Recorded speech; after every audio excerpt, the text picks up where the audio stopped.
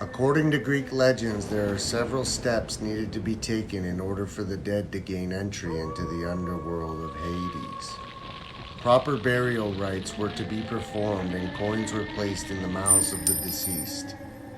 This will later serve as proof to the boatman that these rituals were conducted. Souls of the lost get ushered down to the river Styx in Charon by Hermes, the guide of the dead. These waters were said to divide the realms of the living and the lifeless. There they'd await the boatman to ferry them down into the depths below.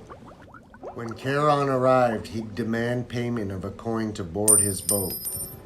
Those who could not provide this would be forced to wander the shores in limbo, forever haunting the living. Although some exceptions were made, it's said that each time this law was broken, the ferryman received punishment by being shackled in chains for 1 year's time. Charon is described as a large elderly man with a long gray beard and fiery red eyes. He is the son of Erebus and Nyx, or darkness and night, powerful primordial gods from the times before Zeus. Charon is immortal, but seems to lack the powers that the others may have.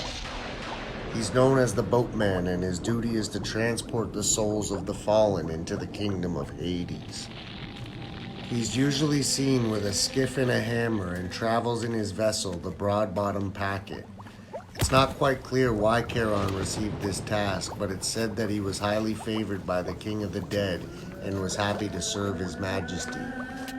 After loading up his boat, he'd take the souls beyond the river where they would face 3 judges. The judges would pass sentences in regards to which level of the underworld they'd be assigned. There are 3 levels in the kingdom of the dead.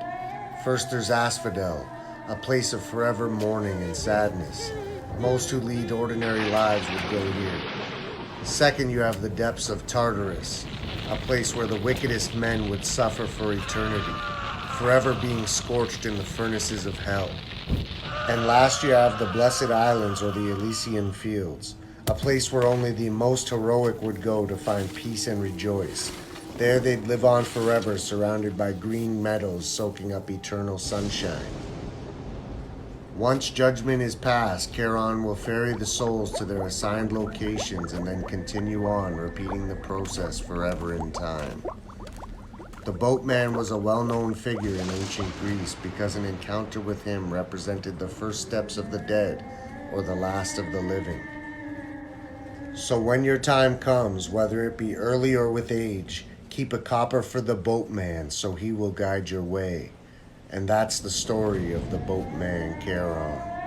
Thanks for watching.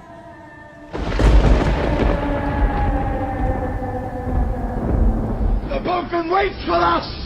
I say, we make him wait a little longer!